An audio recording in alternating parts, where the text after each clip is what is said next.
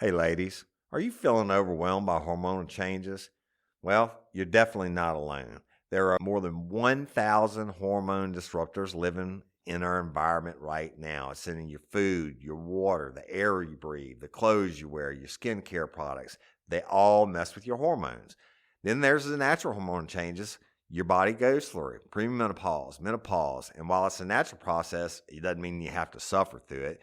The good news is you don't have to suffer through it anymore because now you have Hormone Harmony, a formula made only with herbal ingredients that are shown to reduce hormonal symptoms in women of all ages. Hormone Harmony is not just a hormone supporting supplement, it's become a phenomenon.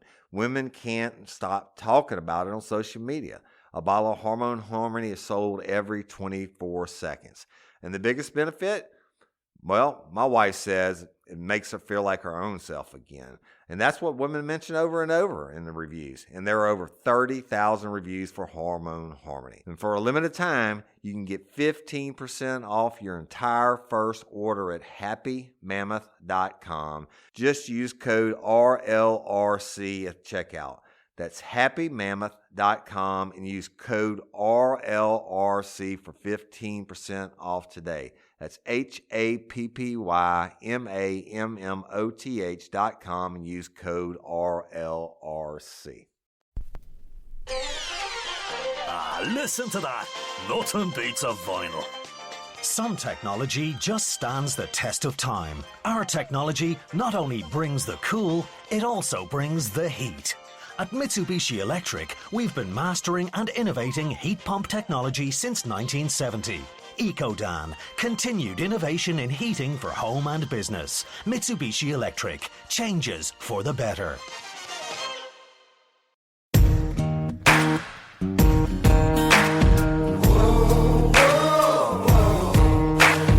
have the right to remain silent.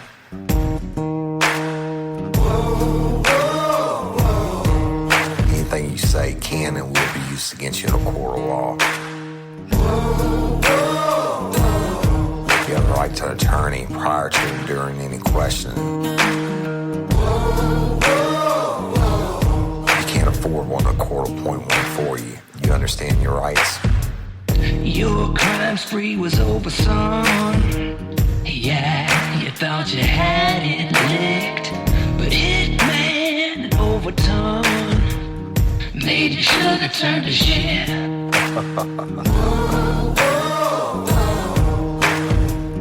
Get ready, you're gonna do time.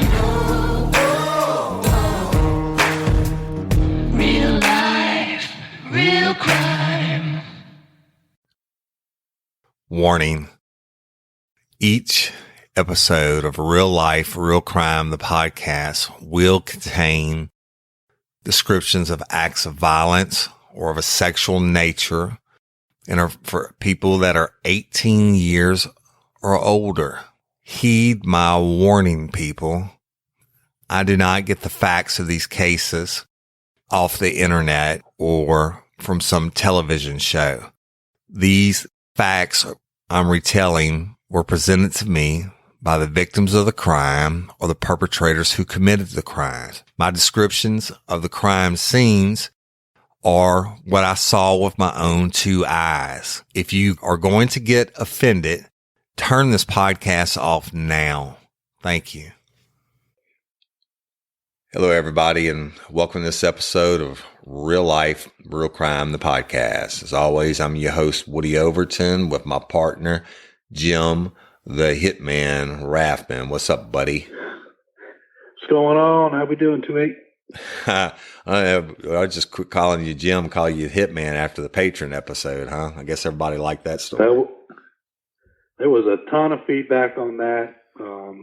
For those that haven't heard that, you may want to go join our Patreon page. Here, it was a hit, literally.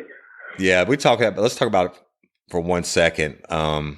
We always talk about Patreon, y'all, because it's the Patreon. We love all our members and all our fans, but the Patreon really helps support us, and it means a lot. So we already are the best in the business as far as it comes to giving benefits for our patron, because not only do you get bonus episodes that are locked up for patron only, like the Hitman is. I think we have 5 of those locked up now, but you get discounts on merchandise. You get discounts. I think, $10 and above tiers, or like the $20 tier. I think after 3 months, you get a free shirt. So that's knocks you down to only like $40.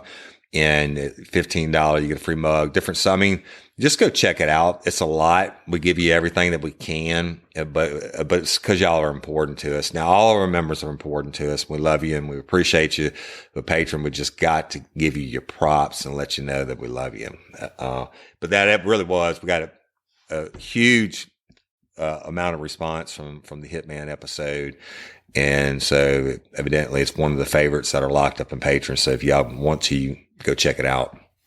So, all right.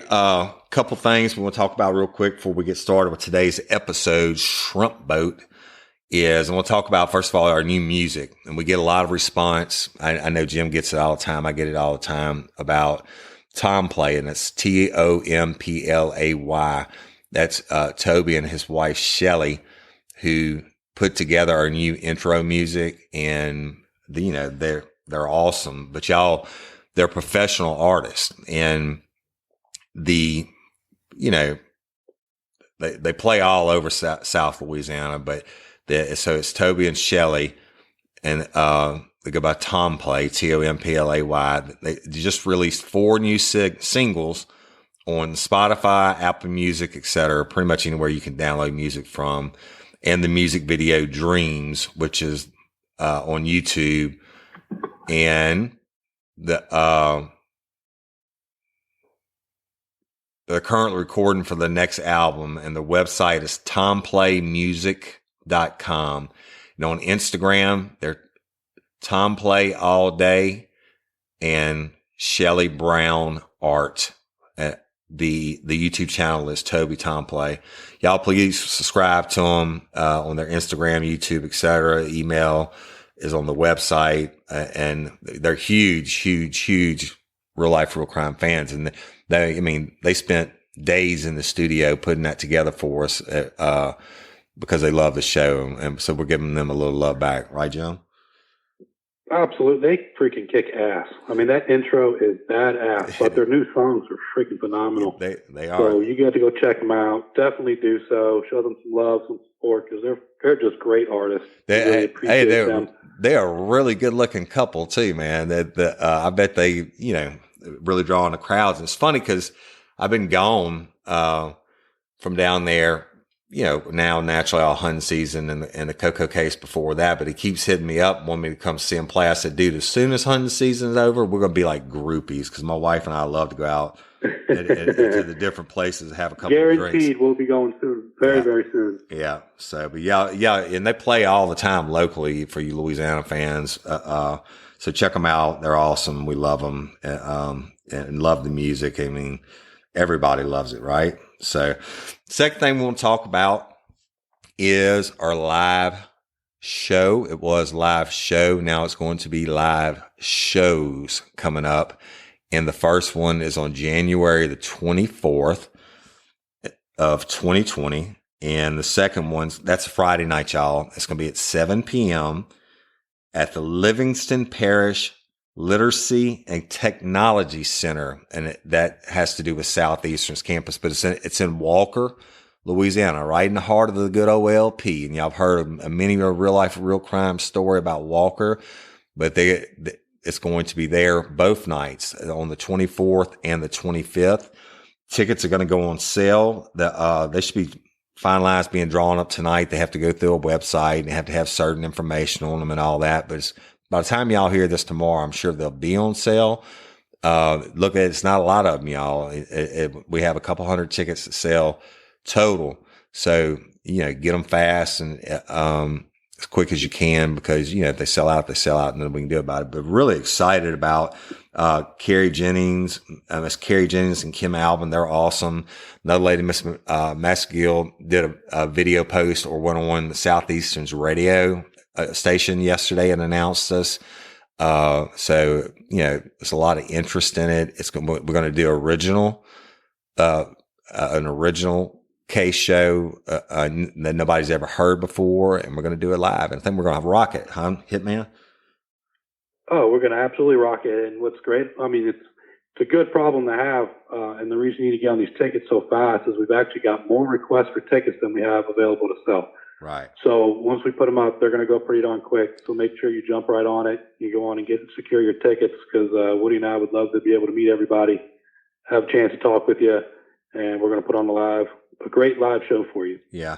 And the Livingston Parish Literacy and Technology Center, I mean, what I looked up and read about so far, man, and we'll talk about it a whole lot more in the episodes to come, but I'm going to tell you something. This is really a cool place, and they offer all kinds of classes, not only just to the Southeastern College students, but like life classes. Like one of the classes they have coming up is an 8-week conversational Spanish that some of the local businesses like banks are using, and just so they can interact with their customers better. But they just have all kinds of really cool stuff, and there's some really awesome people. They were welcoming us with open arms, and we're going to talk about them every week. I can promise you that. When I'll have Jim and I'll have all the information, their websites and everything for you to go to. But we really want to thank them for putting us on. And it's really exciting. So that's it on that. Other than that, y'all, we're going to roll on. I guess, Jim, you have anything before we start? I'm ready to do this episode. I'm excited for it. It's a good one. Hey, y'all. So I think the year was 2000. Shrimp Boat is the name of the episode. And first of all, let me preface it like this. If you're going to get offended, turn my shit off now. Okay. Cause it's got some horrible stuff in this episode. And if we make light of any part of this episode, it's in no way, and all our true fans know us, but there's some hater out there somewhere to be like, oh, I can't believe y'all laughed telling a story, part about a story like that. But we always pray for our victims, and we feel for the victims. Hell, that's why we did the job. All right. And that's why we put the bad guys away so they couldn't hurt anybody else. So, but if you're going to get offended, turn the podcast off now. Do us all a favor. All right. Cause it's tough. It's going to be, but this is the kind of stuff we dealt with, unfortunately, all the time. I think it was like 2004, 2005. Y'all know we're unscripted. We're raw and unedited. Okay. So we're going strictly from memory, no notes, nothing. So just, we'll skip around a little bit on it, but the base parts of it are, no matter what, then they're just not going to change. But so I think it was 2004 or 2005. I don't remember, but I got a call. I think it was 05. 05? Okay. 05 or 06. It was somewhere into there. Okay. So it's the Jim and I were partners in I don't know, you must have been in court or something. I don't remember, but I got a call. Tina Stafford called me and said, hey, Woody, OCS needs you to go to the CAC Center like now. And OCS, y'all, is the Office of Child Protective Services. And the CAC is the Child Advocacy Center. And y'all have heard us talk about it before. The Child Advocacy Center is where children who have been offended against, or may possibly have been offended against, go to be forensically interviewed by a trained, skilled forensic interviewer. And they go in, it's just the child and the interviewer in the room, and they go over and look, they do it from all ages. I think I've seen like as young as 4 or 5, something like that, all the way up to 16 years old, the victims or alleged victims. Anyway, so the interviewer takes them in a room. Go ahead. You had something, Jim? Yeah, they are trained in fact-finding interviews, and that's the whole purpose of it. They're forensically trained to work with children to find the actual facts. But they so can't. You're not getting some fabricated That's stories. right. They can't ask leading questions, though. They have to. They have to open, with the general question about it, whatever. So let me get to. Let me get to it. I know I'm skipping around. So the CAC office was right down the street from our office at the courthouse. And I went over there and I met the OCS worker outside. And we never met the kids before they went in the room so they wouldn't get intimidated or whatever. So the girl, I think was she 12 or 13, Jim? I think she just turned 13. But anyway, she was in the interview room already. And I met the OCS worker and she said, listen, this little girl spent the night at her friend's house last night for the first time ever. And when they went to bed, okay, the mom said, it's time for y'all to go to bed. She said they went upstairs and they changed to go to bed, and they're in the bed getting ready to go to sleep. And then the little girl, of course, we're not going to say names. We'll say our victim, they're getting ready to go to sleep, and the victim rolls over and asks her friend, says, your mama's not coming to get you? She said, what you mean? They gone to bed. She said, but she doesn't come to get you? And she said, I don't understand what you're saying. And she said, well, my mom comes to get one of me or my sisters every night to go get into bed with her and daddy. She picks a different one of us every night. And she's like, what are you talking about? That her new friend, who's the victim's friend, so like is asking her, what are you talking about? Because she doesn't understand, right? She's 12 or 13. And, she said, well, she said, what do you do when you go to bed with them? She said, well, we play games and, sex games and stuff. And she was like, the little girl was kind of blown away. And I guess she was too scared to say anything else about it to her because the conversation ended. She didn't ask her any questions or whatever. She didn't get up and go wake her mom and daddy up, but she went to school that morning, first thing, and went to the school counselor and told her in privacy, said, look, this, we'll say the victim, a friend told me last night when we were laying in the bed, asked me, was my mama coming to get me? And I was like, why would your mama why would mama be coming in here? And she told her what the victim said. So right then they have to act. So the first thing they do is they call OCS, the Office of Child Protective Services. They're going to call a uniformed guy out, to take the initial report from the school counselor and OCS. And once OCS heard what the little girl, the witness had to say, they took the victim to the CAC center. They pulled her out of school. Now, problem is the victim had 3 younger sisters. I think they were only like a year and a half to 2 years apart in age. So it went like 13 to 11 to 9 and 7. Yeah. I mean, they were close. It's like, I think it's close as you could pop them out, without it being somebody else's kid. Was that like every 9 months and then whatever? I don't know. But they were all, it was like uniform spacing on how close they were together. So I said, okay, cool. I mean, I've done, she said, I just can't tell you how many. On one case, I did over 45 of these interviews, these forensic interviews, right? So I've done hundreds of them. And I know that they called and asked, was I on duty, because they knew I wasn't going to take any shit. And some of the guys would go, listen to these things and then write it up and send it to the district attorney. Well, when you get done as a cop at the end of the CAC interview, you can do generally one of 3 things. You can have the warrant, go make the warrant up yourself and sign it because you heard enough probable cause and you believe it through the CAC interview that the child was offended against, or whatever it may be, molestation, rape, whatever, improper touching, whatever it may be. Or you can write it up and tell them you're going to send it to the DA's office and they can grand jury it. Or, you can actually, if you believe it, you can let the one of the parents sign the warrant. So if the parents are there, and in this case, that wasn't even an option, but I didn't fuck around with them. And I got one, but there were some of them, that just weren't true. But if I believe the child was telling the truth, then I would generally just go ahead and get on the warrant myself.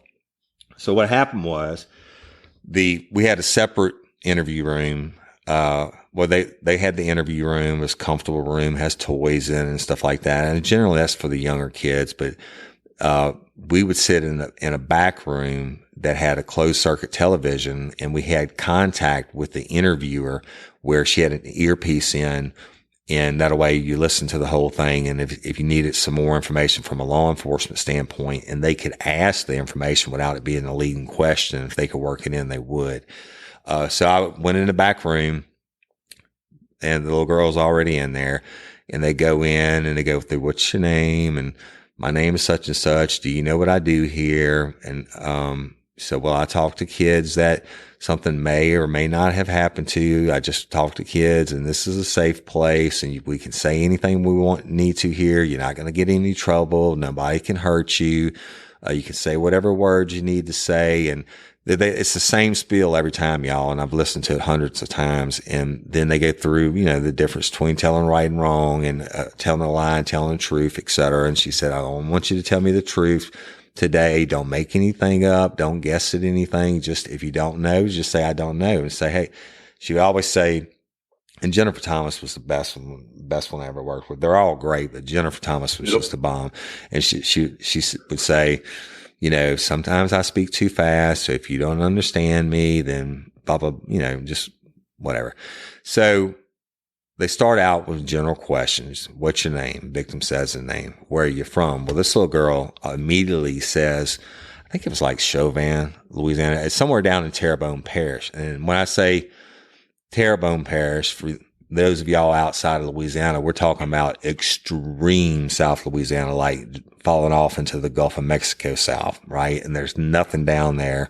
One road in, one road out. And the only thing on either side of the road is water and fishing boats and camps, a lot of fishing camps. But the big thing down there, probably the two main industries for the whole state of Louisiana are fishing and gas and oil, right? All the offshore boats and stuff go out there. But anyway, wherever it was, and she said it, I knew it because I used to have a fishing camp down there years ago. So the little girl says that's where she's from. And the interviewer says, so when did you move here? And she said, oh, we've only been here like a month and a half. And she said, okay, well, can you tell me who your parents are? And she gave the name of her dad and her mom. And do you have any brothers or sisters? She said, yes, I have 3. And can you tell me their names and their ages? And she told them. The little girl was not dumb by any stretch of the imagination. She was well spoken. I'm not talking about proper English, y'all. I'm just saying she was. Help me out, Jim. She was intelligent. She was intelligent, even if she wasn't formally educated, is what I'm trying to get to. And, she was intelligent. She had a little wit about her. She was no dummy. And but she had a serious Cajun accent. But so they started going through it, and then the interviewer says, okay, well, I talked to some kids and things may have happened to or not happened to after she goes to the family stuff. And she said, you moved here a month and a half ago. She said, why did y'all move here? And the little girl said, we moved here because I got my first boyfriend, and my daddy found out, and he got furious, and he packed us all up and moved us in 2 days. He drove up here. He found a place, and he came back and he picked us up and put everything in the truck and moved us up here. And so that's kind of strange, right? And she said, well, what was it about your boyfriend? Did he not like him? And she said, no. So my daddy is jealous of all guys. He gets so jealous. And she said, well, baby, what does he get jealous of? He said, he gets jealous of me and my sisters if we talk to any boys or if any men talk to us. And I'm thinking, okay, maybe whatever. Just taking it in, right? And then she said, well, I don't understand. She said, did he catch you and the boy together or something? Did something happen like that? And she said, no, but I'd started talking to him on the phone. She said, I got a phone a prepaid phone for my birthday, and he caught me talking to him on the phone, and that was it. She said he snatched us up and moved us up here in 2 days, pulled me out of my school, stuck me in this new school, and we've been here about a month and a half. So she said, okay, well, tell me where you spent last night. And she told her about her new little best friend. She said she's such a sweetheart. And I was a new girl at school and I was nervous, but she was so nice to me. And she lived right down the street from us. And we rode the same bus, blah, blah, blah, et cetera. And then she said, well, did you tell her anything last night when you went to bed? And she said, yeah. She said, I asked her how come her mama didn't come to get her. And she didn't understand. I don't guess. She said her mama never came to get her. And she said, I don't understand that. She said, well, what do you mean? What do you mean? Why would her mama come to get her? And she said, well, my mama has always come to get me. At first it was me. And then as my sisters got older, that she would start coming. We didn't know which one of us she was going to pick, but she would come and get one of us to go to bed with her and Daddy. And the interviewer says, okay, so when you would go to bed with them, why would you do that? You had your own bedroom, right? She said, yeah.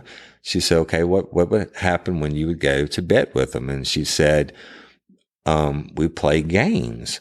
And she said, well, what kind of games do you play when you're going to bed? And she said, and she didn't want to say the word. She was kind of like shy about it. And that's when she reminded her that, it's okay to say whatever you need to in here. You're not going to get in any trouble. And she's like, I'm not really, I guess, supposed to talk about it though. And she said, but in here you can talk about it.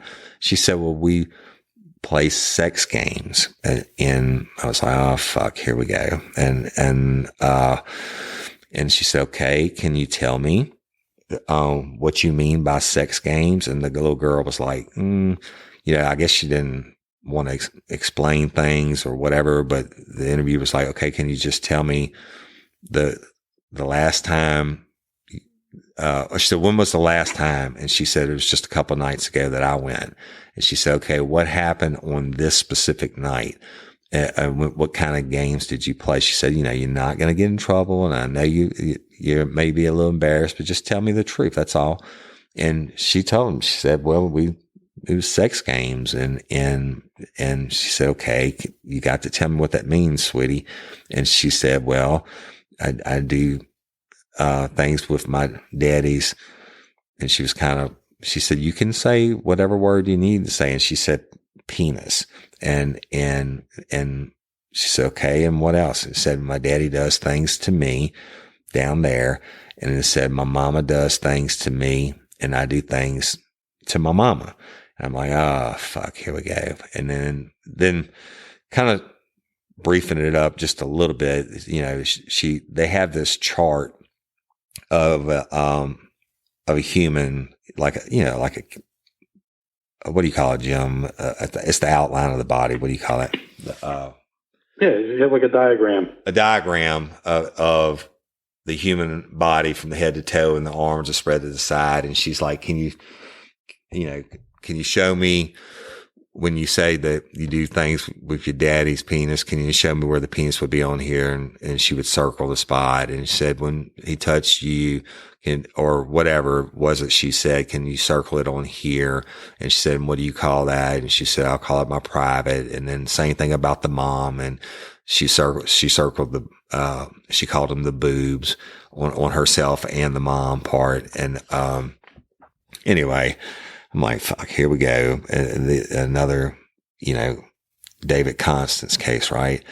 And so my brain's thinking at this time, I'm thinking, okay, well, the first issue is going to be if this has been going on for years and they just lived in Livingston Parish. I said, I need Livingston Parish. I need her to talk about the Livingston Parish cases now.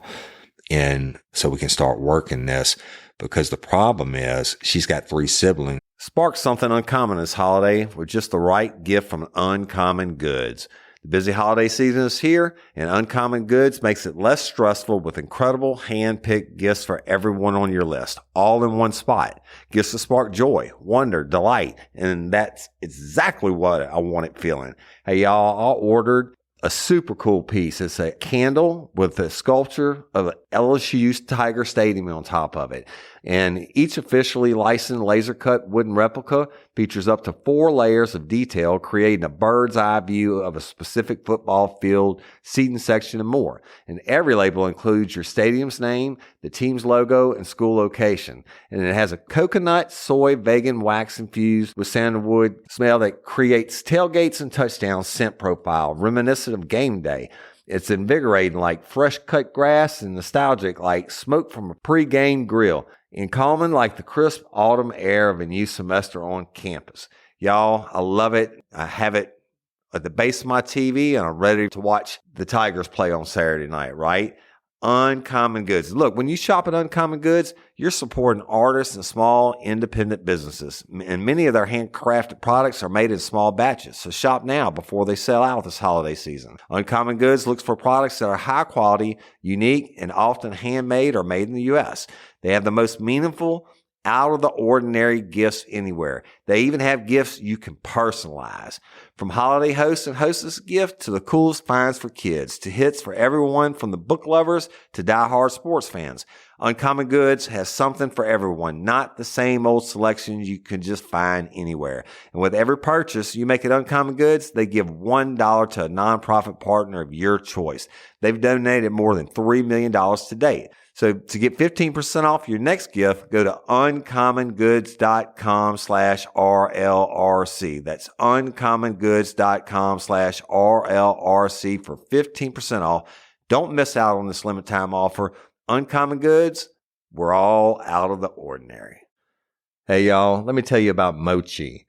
Mochi is a telehealth platform that connects patients seeking medication-based weight loss treatment with board-certified doctors and dietitians to help them determine the best treatment options to accomplish that goal. Mochi's program is completely virtual, meaning you can access their services anywhere in the United States and you will be meeting with their team online. You deserve doctors that listen. Mochi is dedicated to providing holistic, patient-centered care that prioritizes overall well-being with the goal of transforming how weight management is approached. Mochi Health takes a holistic approach to weight loss that includes visit with board-certified doctors, nutrition consultations, and medications delivered to your door. Science-backed medications including GLP-1s like Ozempic and generic compound versions, affordable and accessible regardless of insurance coverage. With Mochi, their dietitians work hand in hand with your medication to create personalized nutrition plans that fit your lifestyle. Reach your weight loss goals with science-backed, FDA-approved GLP-1 medications and support from real doctors and guidance from registered dietitians and help with making easy and sustainable changes to achieve results. Y'all have seen this. My wife has done it. My brother-in-law has done it. One of my best friends is doing it, and it really is an amazing process that works.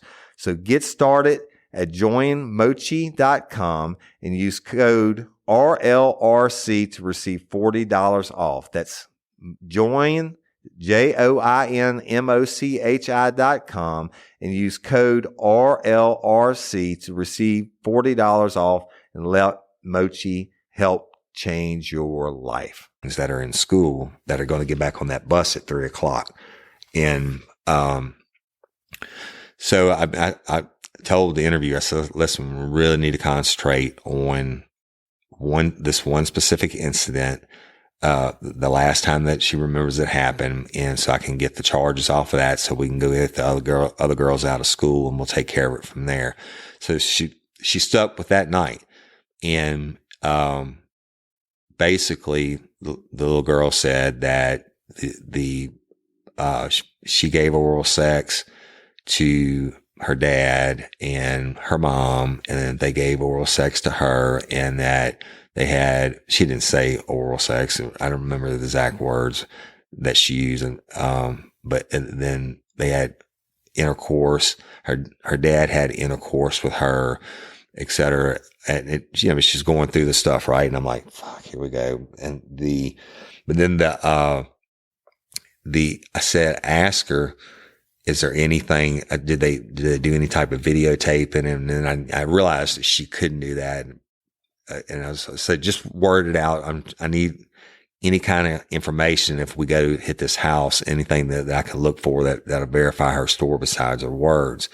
So the interviewer kind of played around with that, and not in a leading way. She's like, okay, when y'all do, when y'all play these games or you have this time together, you know, is there ever anything besides y'all touching each other? And her face, like, she jerked up and she said, yeah. But she said, lots of toys. There's lots of toys.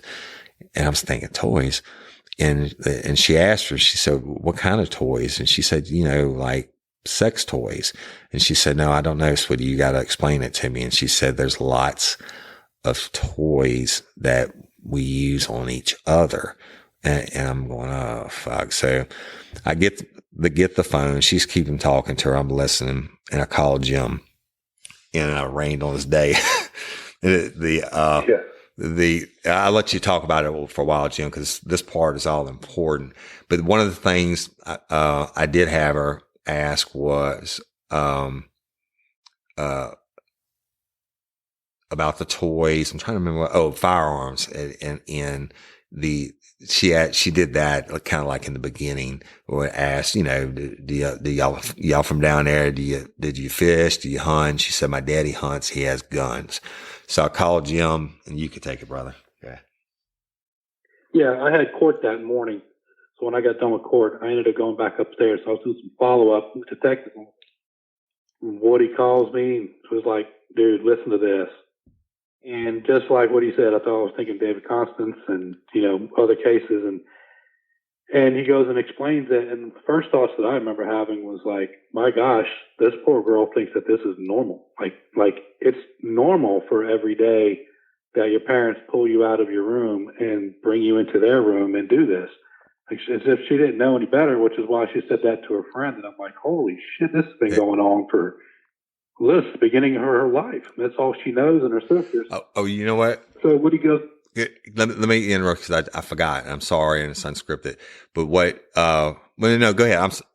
I can tell you about that because the little girl ended up talking about it when she said, "How long has it been going on?" The interviewer got around to that question, and she said that she thought she was like 6 or 7 years old, and her mama called her into the living room one day.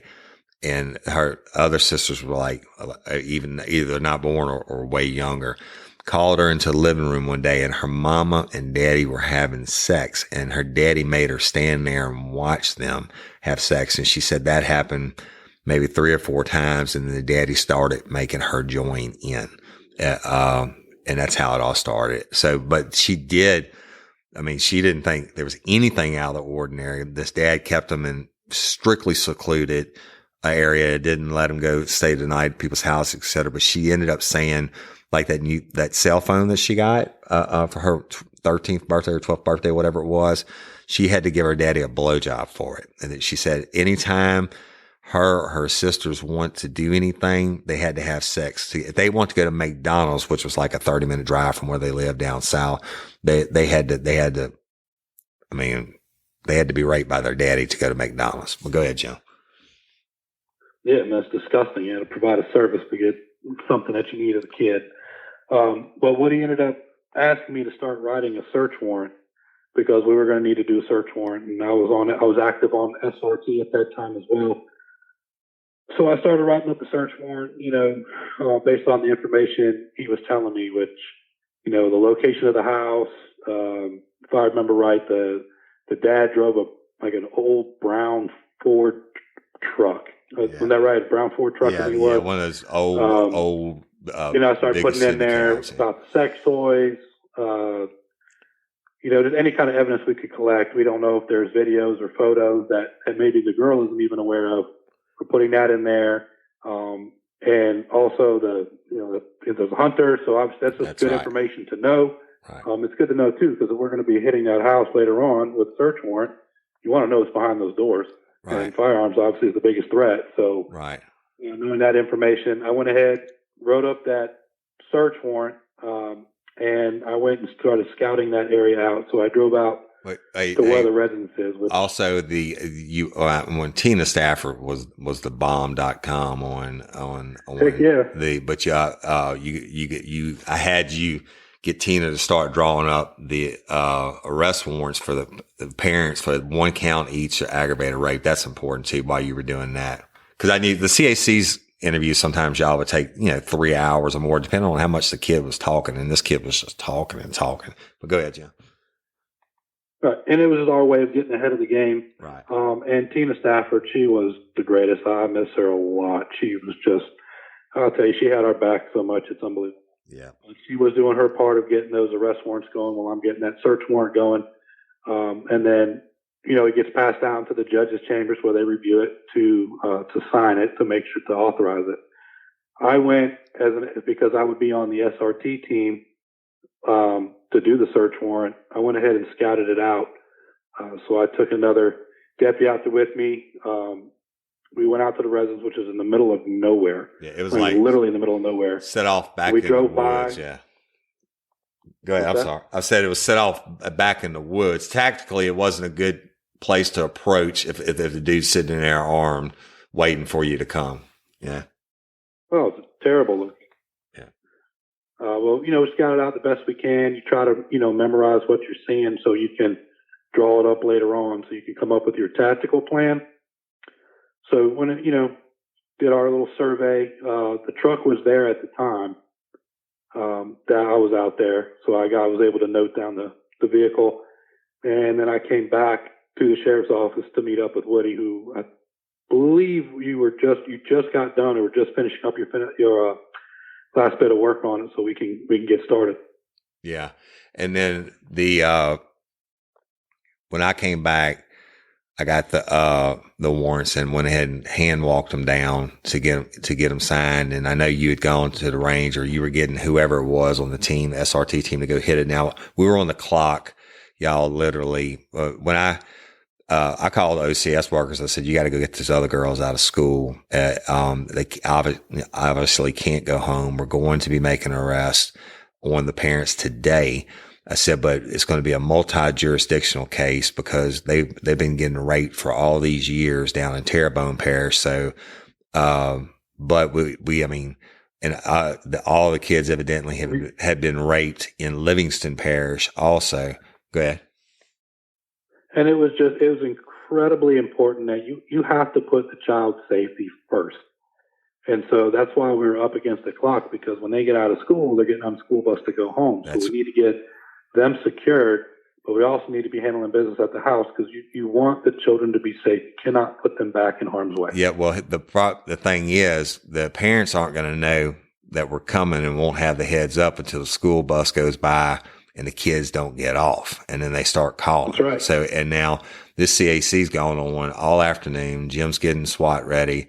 I'm getting warrants signed and shit. It passed. I mean, the 3 o'clock time came. It was right when we were getting ready to go. Now, I said we could probably got there around, 3:45, 4 o'clock.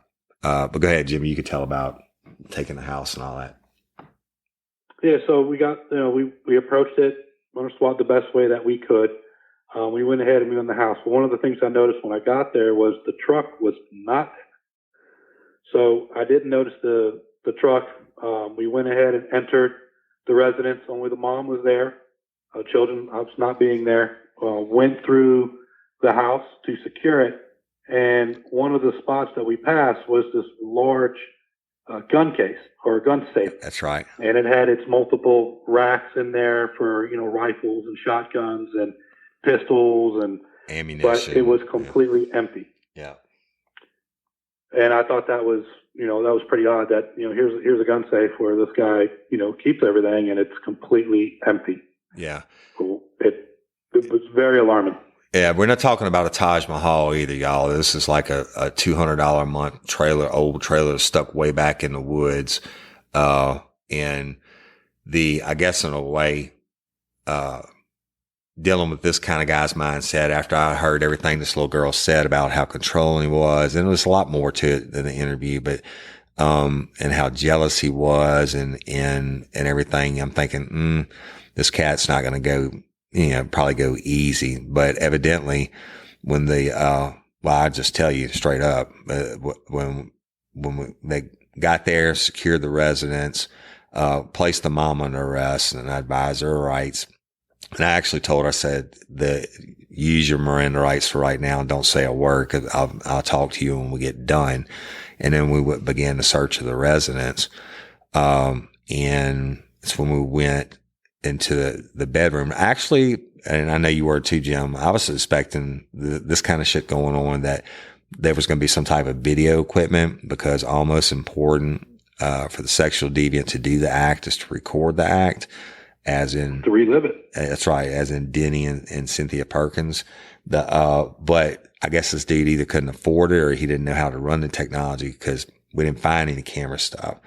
But we did find so when you hit a house, Jim, explain hitting a house, going through securing, and then doing a secondary sweep and then search it.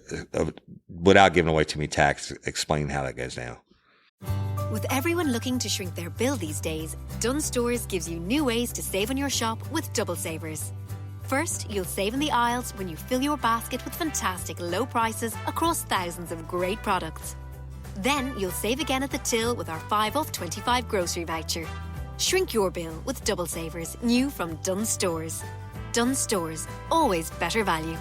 Terms and conditions apply. Voucher can be used on next in-store grocery shop of €25 or more.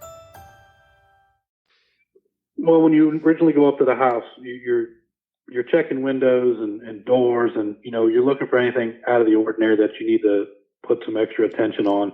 When you get up to the door, we're going to force entry. So whether we use a ram, we're going to make entry into that residence, and then you start splitting off. And I'm not going to speak about that tactically, so I don't want to give all that stuff away. Right. But we have a certain systematic way of being able to quickly but effectively get through each room of that entire house, so that way it's secured. So, we're talking like 30 seconds, y'all. Fast. I mean, it doesn't even take that. I mean, it's quick, and it's if two guys peel off, someone else is going next, and it keeps bounding its way through, and you overtake the house, and that's how it works. Once you have cleared the room out. And you have that, like the mom for this case, she's placed onto the ground. She's put into handcuffs. Somebody's got her secured. We don't find anybody else. You have to now do secondary sweeps. And what's important about the secondary sweeps is that people hide. And I've had it before. I found people in cabinets. I found them hiding under, piles of clothes. Absolutely. Underneath beds. I mean, if there's a hiding spot, they're going to hide there. So you have to look at everything. So you open up, cabinets, you're lifting up beds, you're lifting up mattresses, clothes piles, looking in, any possible spot where somebody can actually hide. You want to sweep that. And y'all, this is not something you take lightly. You have to consider that you don't know who you're dealing with, that this person might want suicide by cop. They might want to just kill a cop, and it happens every day. Somebody gets shot somewhere doing it. So when you're doing this is a high adrenaline, high motion, but highly trained thing. And that's why, and Jim can tell you in the military and SWAT, et cetera, when you do your training, a lot of times you'll go run the obstacle course and then come back while your heartbeat's still up so high, and then shoot the pistol course or whatever it may be. It's to try to simulate what you feel like when you hit a house. And I'll never forget that when my very first time on the SRT to go hit a house, we were hitting two houses at the same time. From where we left to go hit the house, I was in the back of that SWAT van, and my heart was about to beat out of my chest. And so, I mean, I don't think I'm giving away too much, Jim. I'm just trying to want them to understand when you do it. Go ahead. I'm going to explain a little bit about what you were just talking about in regards to blood pressure and so on. Being that I've had, been in combat and been in very high stressful situations overseas, to include what I've done on SRT. your body goes through changes when you get in really high stress situations. You have your fight or flight kicks in, which is an adrenaline spike, right? You also have your blood pressure goes up, and it's not uncommon for people to get tunnel vision. Right. So the best way to learn how to deal with that is to train for it. So it wasn't uncommon for us in the military or in SRT to where we would run obstacle courses, or we would put our bodies, you may wrestle or do grappling with somebody for 5 straight minutes to where you're exhausted. Right. And then you have to go ahead and put your pistol into operation or your rifle and actually go through the course when you're struggling to breathe and you got tunnel vision, because as you breathe, right, your rifle or your pistol is going to go up and down as you breathe. Right. And so you have to learn how to control these situations, and you have to learn how to overcome that. And that's why we train for it. You're going to train like you fight. So you have to literally put everything you have into it. And then, so when we go into a house like this, it doesn't matter if it's a trailer, a multi-level house, we're going to do it the way we need to do it. And we are very, very thorough. Right. Because the last thing any one of us want is to miss a step, not do a proper secondary sweep, and then we turn our backs thinking everything is secure, and then somebody comes out behind us. Yep. They can shoot us, they can stab us. That's right. Anything can happen. And that's what you do not want. And I know I wouldn't be able to live with myself if I did that and somebody got hurt or got killed. And that's where we take it go ahead. extremely seriously all the way. Yeah, you could, but here's the deal. That's where you have, it goes back to brotherhood we talked about in the Perkins episode, that's where you literally have to depend. When Jim and I took the door together, I have to depend and believe that he's going to do his job so thoroughly that my life literally depends on it, that he's not going to miss some jackleg in the room that's going to come out and blow my head off with a shotgun. Yeah. So that's where and we're kind of getting off on a tangent. It's my fault, but I think people need to understand that it's a very real deal, and you play the way you practice. So, went through it, and secured it initially, did a secondary sweep, and then you bring in, it's time to go in and do the search, actually serve the search warrant. So I gave the mom, the search warrant. She's sitting on the couch, and I told her, just don't say anything. She wanted to talk, actually. And, I did ask her, I said, where's he at? And she said he left. And she said he took all his guns and he left when he realized the girls, didn't get off the bus. And I called the school, and the school said that I had to call the offices, OCS, basically, Office of Child Protective Services. And she said he freaked out and he was, screaming and ranting and raving. He loaded up his guns, and talking about that, y'all would never take him alive and all this stuff. And I said, well, just sit tight. So we had to naturally have somebody outside watching to make sure he's not coming back to, shoot us up while we're in there. But then we began the search of the residence, and we didn't find any video. Go ahead. Sorry, I mean to cut you off there. Just once we knew the amount of firearms in there and what you could see, as far as like leftover or additional boxes of ammunition that was in the gun case, but there was no weapons in there. He's got some serious firepower.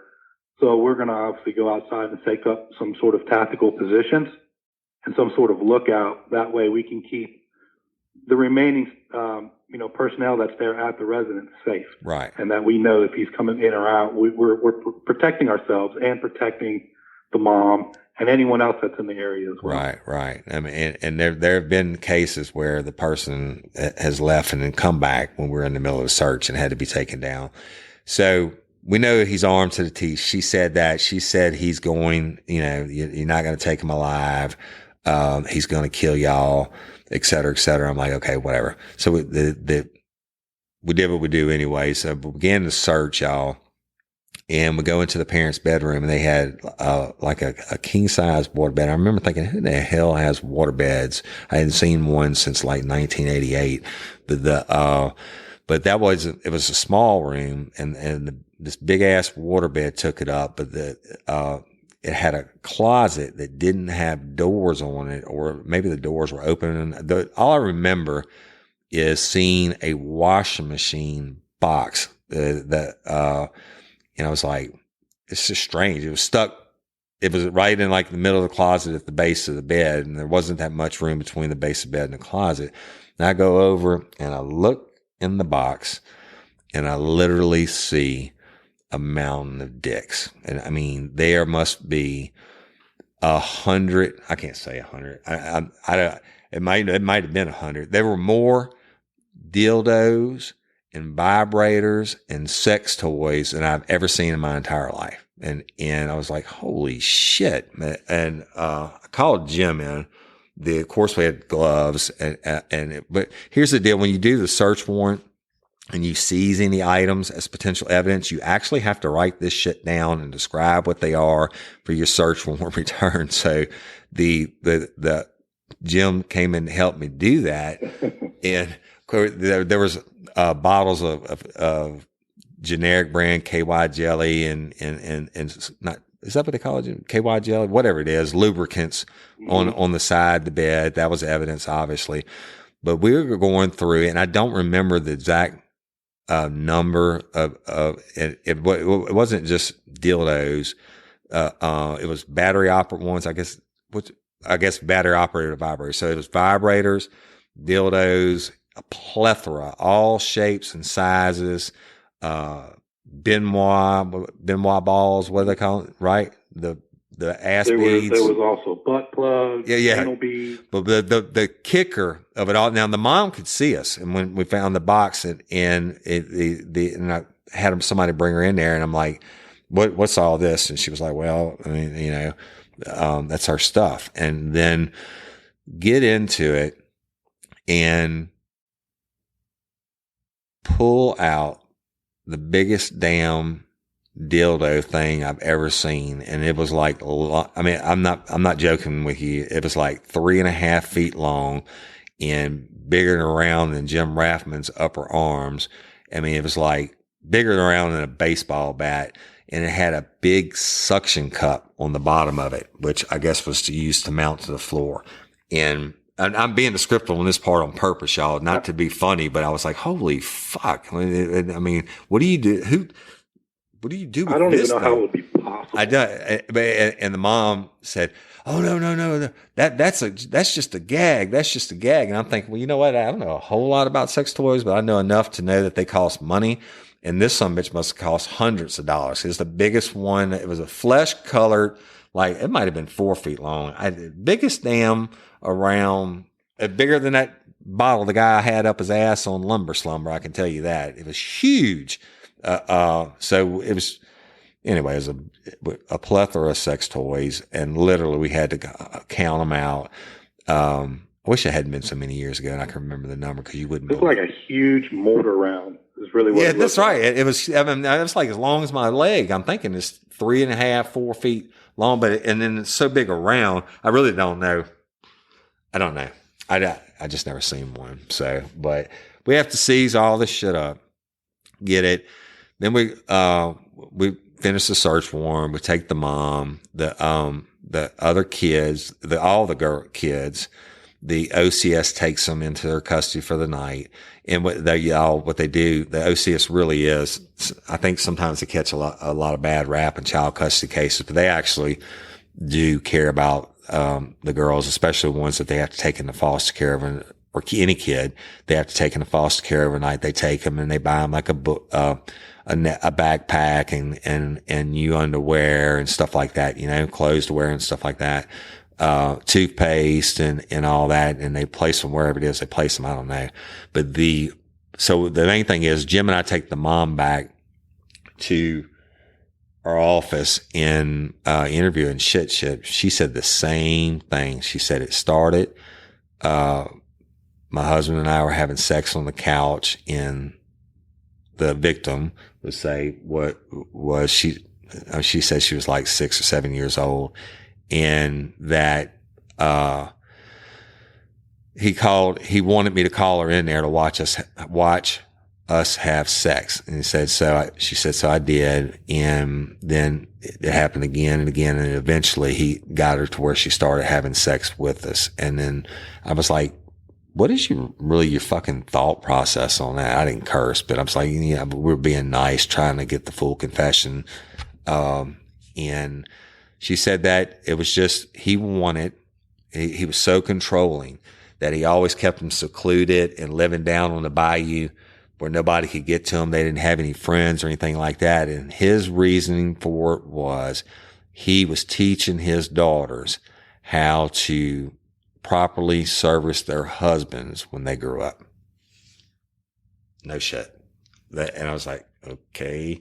So then we have to go through each kid, the approximate age it started happening at, where they were living at, down in Terrebonne, parish, and, you know, trying to get as much geographical information as we could, et cetera. And, you know, go ahead, James. You could. Yeah. I mean, it's mind blowing when you think about it. That one, I mean, her thought process to allow this to happen. And then when you're hearing all the amount of times, the ages, locations, and you just like, why? Like, how does your thought process go, well, this is perfectly fine. This is acceptable behavior. Yeah. It blows my mind. Yeah. One of the things we did do, y'all, one of the first things we did when we got done with the search warrant was, here's the deal. We didn't know where he went, but he's been from down there for basically his whole life. He worked in the seafood industry down there. So one of the first things we did for all cop safety is put out a bolo or be on the lookout for, and gave his name, the vehicle information, the fact that he's armed, the fact that he stated he's going to kill cops. And I actually knew, Terrebonne Parish Sheriff's Office Chief Deputy. His last name was Huey. I guess that's a Cajun. It's not Huey, Huey. It was UHE, something like that. And he was an older guy, but I'd met him a couple times over the years, and I called him directly and I said, hey, Chief, this dude's from down there. He said, you know what, Shy? He was old Cajun also. He said, I don't know him. He must not never been in any trouble. Hey, y'all, you want to set your child up for success? Is your child struggling with a specific subject or need help with the subject? Is your child ahead, not getting challenged enough in class? Well, IXL Learning is an online learning program that enriches your homeschool curriculum. It offers practice in math, English, language arts, science, and social studies while adapting to each child, meeting them where they are. Plus, IXL encourages students to become curious and empowers them to choose how to learn. Look, we homeschool our son. No doubt about it. He's more of a visual learner, and we use IXL, and Cindy teaches him, and there are so many different benefits to the program. It adapts to exactly what he needs in different areas.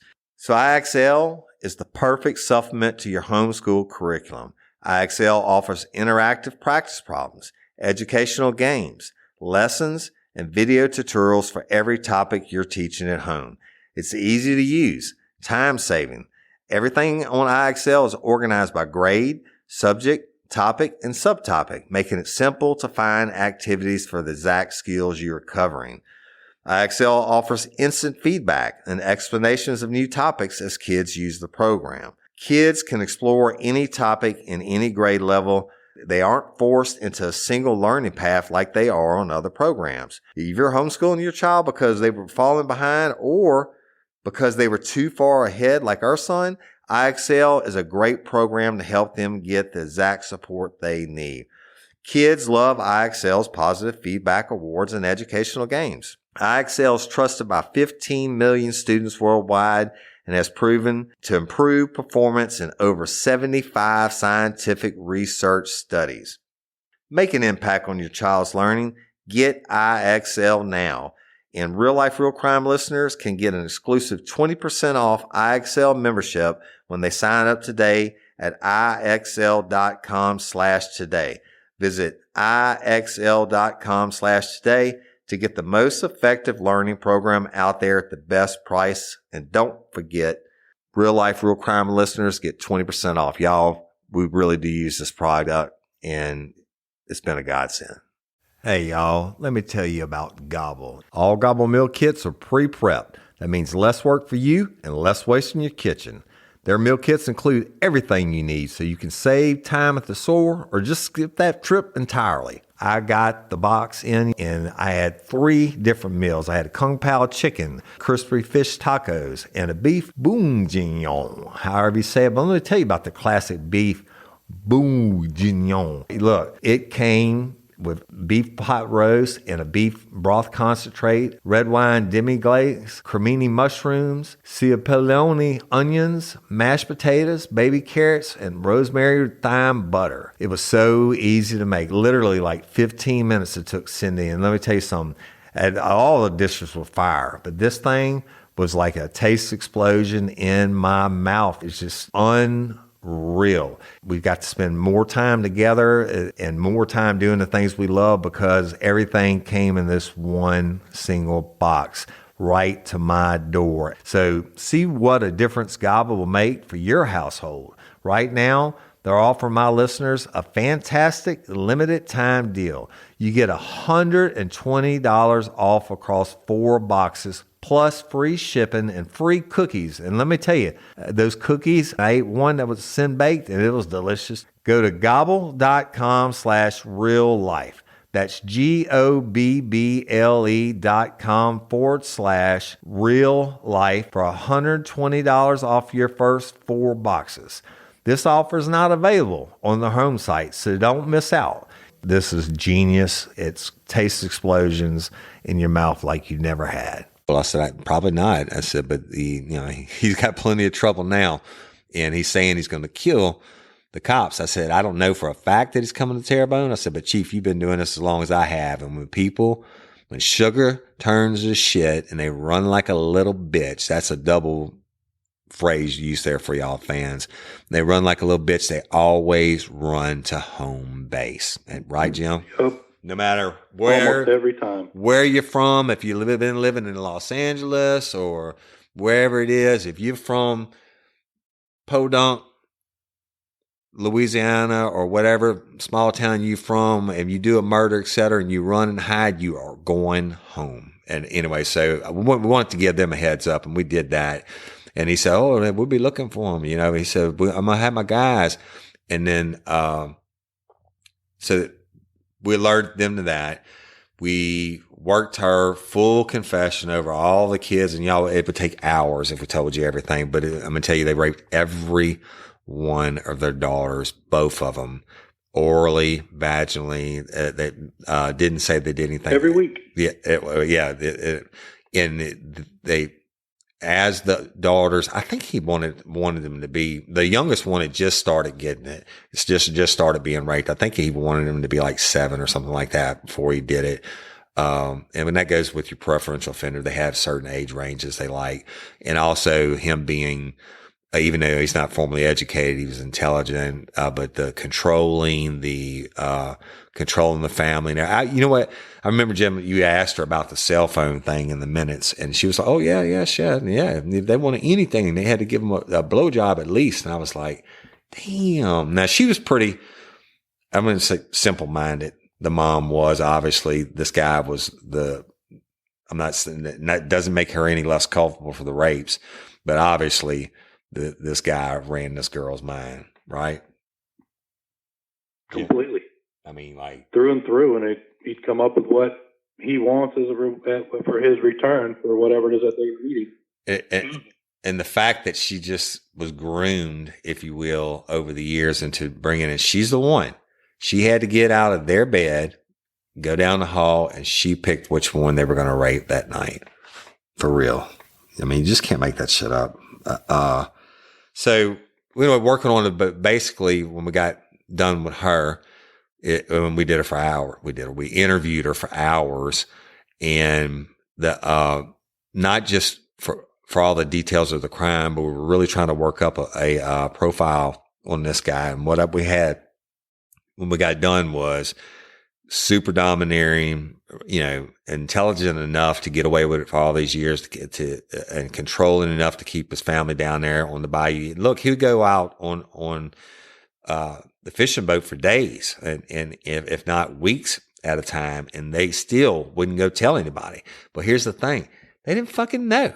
The kids, imagine that. You just literally think that everybody has to be fuck their daddy to get minutes for a cell phone, or every kid out there, when it comes bedtime, their parents are going to go get them and rape them. I mean, they didn't have any friends, and that was the problem when the boys started paying attention to the oldest one. And that goes in with the cell phone thing. She wanted, and I was like, if you don't have any friends, how did she get a cell phone? She said, oh no, it was really my cell phone, and we didn't have a lot of money for her birthday. So we said that, we gave it to her and she could use it. So some to call some of her friends from school, because all her friends were like, the young teenagers, you always want to talk on the phone, right? So it actually wasn't the baby's cell phone.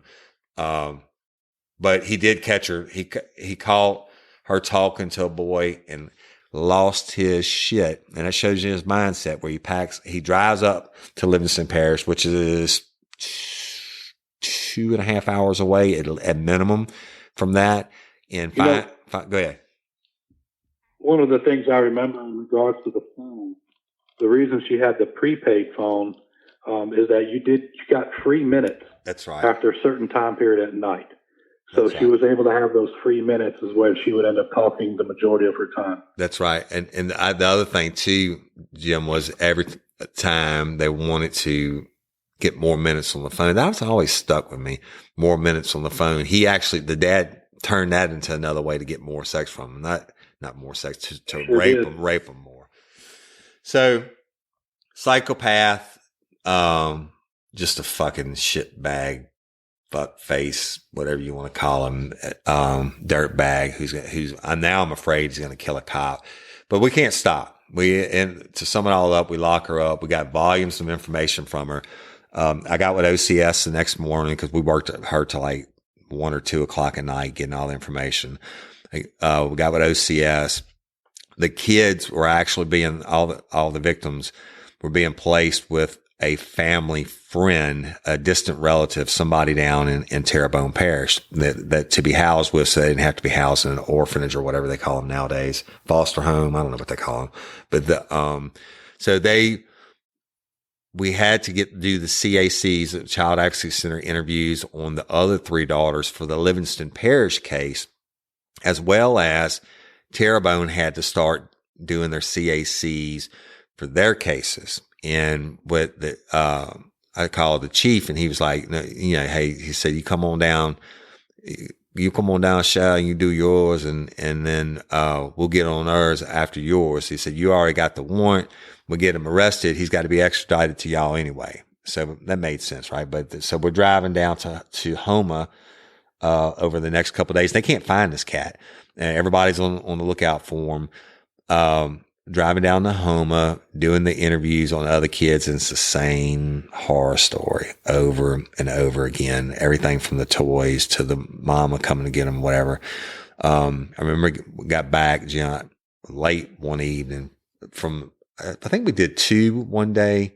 Yeah. And 1 the first day, and then 2 the second day. And by the time we got back to Livingston Parish, it was late, and my pager goes off. I just got home. And this radio room said, give him a 1021, which is a phone call. And I called, and they said, hey, that chief from the Terrebonne Parish Sheriff's Office wants you to call him, ASAP. So I called him, and he said, Woody. I said, yes, sir. He said, we got him. I said, where'd you get him? He said, let me tell you a story.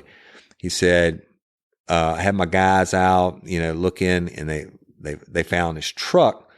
And they'd seen him coming out of a convenience store or something. Like I said, this is a 1 or 2 lane road naturally, but it's a small road that goes down there, and there's not that many stores and stuff there. And he said, but one of the guys had seen that truck and remembered the bolo, and they watched to where he went, and he parked by a shrimp boat. And so they got their SRT guys together, and they set up on him, and he was basically breaking into this shrimp boat and staying on it. And so once that, they've been watching for like a day and a half. On the second day, when he didn't come out, they hit it that night around 9 or 10 o'clock, whatever it was. And I said, well, did he shoot it out? Did he shoot it out? And he said, he was armed and, he took all the guns and all the ammunition. And he said, yeah, he was armed. All right, Chef. I said, what happened? He said, we threw a flashbang, blew the doors off the boat, hit it, and he was armed. He said he was butt naked and his ass was greased up and he had a dildo. He said he didn't have no guns. He had a dildo. He said, I've been doing this for 30-some years, and the man was armed with a dildo. And I was like, no, that kind of fits with him, right? So they got him. He was butt naked. His bottom, his bottom was greased up, and he had a dildo in his hand, and he didn't fight, didn't fire a shot. There wasn't even a gun on the boat. Evidently, he'd sold the guns. Well, I found that out later on, but he sold the guns for money. So Jim and I are loading up. Jim? Go ahead, Woody. I'm saying so we load up. I call Jim. We roll out. We drive back down there. We get there. They pull him out of the jail. They bring him into the interview room, and here comes this little troll. He's about a 4 foot nothing. I mean, I don't know. He wasn't 4 foot, but he was a little bitty dude. Kind of reminded me of David Constance, a little troll looking frumpy. Napoleon syndrome. Yeah. He was a little dude and just ugly as a fucking, I don't know what, just ugly, pock-marked face, nasty, and he stunk. And they put us in this little bitty interview room. I could smell like baby oil or something though, but he stunk the body odor. And I was like, fuck. So we go in, we sit down. The first thing BO and baby oil. Yeah, BO and baby oil. He hadn't been there long. They hadn't showered out or anything like that. He was in an orange jumpsuit and sat across the table. Jim and I talked about it all the way down there. I said, look, this dude's going to be domineering. He's going to be controlling. I said, we're going to have to roll a little submissive on him. And I told y'all before in previous episodes, some people you have to be a little more aggressive with, some people a little passive with, some people in between, whatever. So we're going to go in and figure them out right away. You nailed it, Jim, the Napoleon syndrome. We'll go in, introduce ourselves, and say, you're under arrest for our warrant. For the aggravated rape of your daughter. And he's just like there, just looking like I'm the smartest motherfucker in the room, what you got to say, and, we got him past Miranda and had him sign the form and everything. And he said, I'll talk to you. And he had a heavy Cajun accent. And I said, okay, here's the deal. We know what you did. We know what you and your wife have done to all your daughters. So we have all their statements, et cetera. And he said, and I said, and I'm just want to know why you would do that. And he said, that's my daughters. And it's none of your business. It's my daughters. And I was like, okay. And I said, yeah, see, you know what? You're right. Yes, sir. They're your daughters. And I started being a little more submissive. I started not looking them in the eye. And I said, well, here's the deal. Go ahead, Jim. One thing I will say for everybody listening, when you become a detective and you get really good at the job, you'll wear whatever hat you have to wear to get the juice. So if I have to be angry, I will be angry. If I have to be submissive, we'll be submissive. It doesn't matter. Whatever role we've got to do, we're going to do it, because at the end of the day, we're going to come out with that juice. And that's what matters most. That's the ultimate goal, is to get the juice, the confession. I mean, we had him, but the reason getting the juice is so important is because I don't want these babies to have to sit through a trial with their mama and daddy for aggravated rape. And guess what? Aggravated rape, the least you can get in the state of Louisiana is mandatory life in prison without the possibility of probation or parole. So what you have is, you're going to have a trial automatically.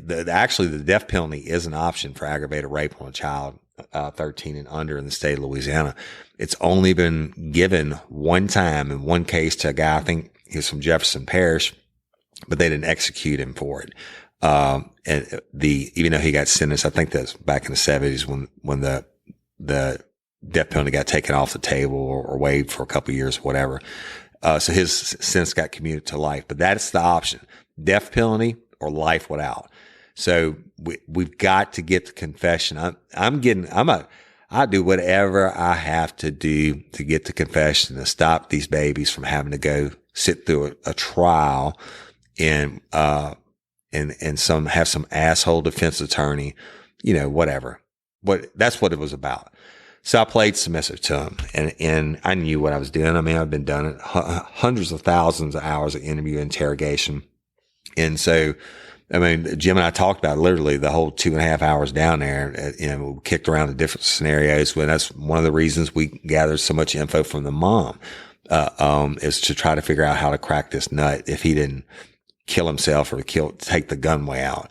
And I knew I was going to have to be a bitch. And so I started bowing my head to him and I looked him in the eye and he fed off of it immediately. As soon as I started, yes, sir. And I hung my head a little bit. He puffed up a little bit more. And I said, yes, sir. And he's like, I said, look, I said, sir, you're not going to be able to protect your daughters anymore. I said, I understand you don't want your daughters having sex with any boys or any men. And he said, well, I ain't talking if I can't protect them. And I said, well, I can help you protect them. I said, but you got to tell the truth. I said, the only way you can, and I'm going to help you protect them is if you tell us everything and you don't have to go to trial. I said, if you really want to protect them, you'll just tell the truth like your wife did so you don't have to go to trial. I said, I know you love your daughters. It's obvious you love them. I said, you were training them to be good wives. And he said, that's right. That's what I was doing. I said, yes, sir. I understand that. You were training them to be the best wives possible so they could have a good husband and make you some grandbabies eventually after they were married. He said, yeah, they had to be married to have sex with anybody else. And anyway, the long or short of it is I told him, I said, I will absolutely protect your daughters from having sex with anybody. I'm thinking, you stupid motherfucker. In my mind, I want to come across the table and knock his teeth down his throat, but I'm playing the game.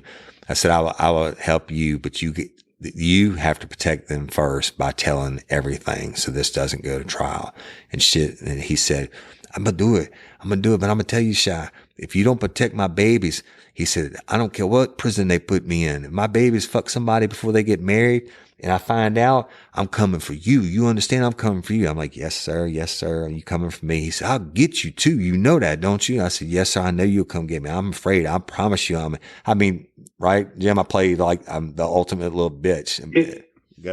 Explain. You played it extremely well, but I'll tell you, nobody, in my opinion, I'll put Woody up to anybody that says that they're the best interviewers, interrogators, whatever word you want to use. This is interviewing. For those that won't think we're going to be too harsh, but I put Woody up to anybody because nobody can lay out the out, as you will, on a case better than Woody. Giving him the out or whatever he's got to do to get the juice. I'll put Woody up to anyone in the country. Anyone. I appreciate the that. The man knows his shit. So I got to give you props on that. You played this one to the T. You played it so beautifully. Yeah, I appreciate it, but I just I try to get inside their heads and figure out how to get the juice, and the juice is as much about getting the confession for my ego, which it really wasn't, but it's more about getting the closure for these babies, so they didn't have to go to trial. And yeah, look, he threatened me and all that, and I bowed down to him and everything, but you know what? He gave the full fucking confession, everything, and that backed up his wife's story,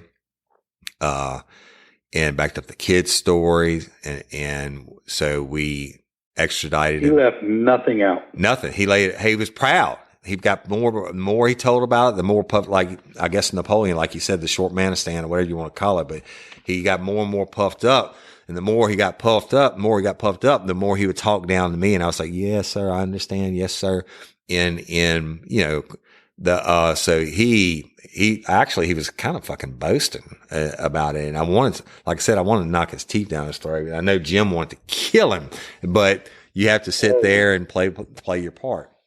But what we got was gold. And I'm going to tell you why. All the aggravated rape cases we've done, that's the only fucking one that I never had to go to court on. Get this. Lawyers don't plead their clients directly to life in prison. You're going to do a motion to suppress to try to get the initial confession thrown out, and that's the defense's way of getting a free shot of seeing what the prosecution has. Plus, let's just say they're going to always say we beat it out of them or coerced it out of them or whatever, but that's their own free shot. Guess what? Never heard from this cat again. He didn't fight it. He is the only person that I know, and Jim, I think I can speak for you on this too. He's the only person in my career that ever pled himself to life in prison. That's it. I've never had it, never even seen it till this. But because he just knew that we were going to make sure his babies didn't have any sex. That's all he wanted to know. And as long as nobody else could have sex with his kids before they got married. And so we made him that promise. And I'm thinking, yeah, you jackass. But they never heard from him again. Never had a court date on him. Never heard anything other than he's doing life in Angola. I mean, you can only do so many life sentences. You couldn't begin to count up how many years, at least 6 years on one of them. And then you add in the other 3 victims and figuring out if it was just 3 nights a week. I mean, you're talking about thousands of counts of rape, on the different victims. So they sent him to life. They didn't fight it. I guess he was honorable in that respect, but anyway, that's it. On the shrimp boat, it's always the ones that say they're going to go out guns a-blazing that you never fucking have to worry about. They never do. They always go out like a little bitch. And it's the ones that don't talk, right, Jim, that you got to worry about starting the shooting. The quiet ones. The quiet ones. But that's it. It's a hard story to hear. It's hard to fathom. And, we've been doing it a long time, but it's hard to fathom that people out there that live like that and they raise their families like that, and what can take your mind to that level. But I'm going to tell you something, people. For every one of you good people out there, there is an opposite that, the evil does exist, and it is what it is. So, all right. So we'll conclude Shrimp Boat, y'all. And, I hope you enjoyed it. I can't say enjoyed it, but I hope you found it interesting and informative. Jim? Yeah, I mean, it's definitely an interesting story, which is why we're sharing it. It's real life. It's real life, real crime. Just tells you how sick and twisted this world is. Yeah. So give it to you as it is.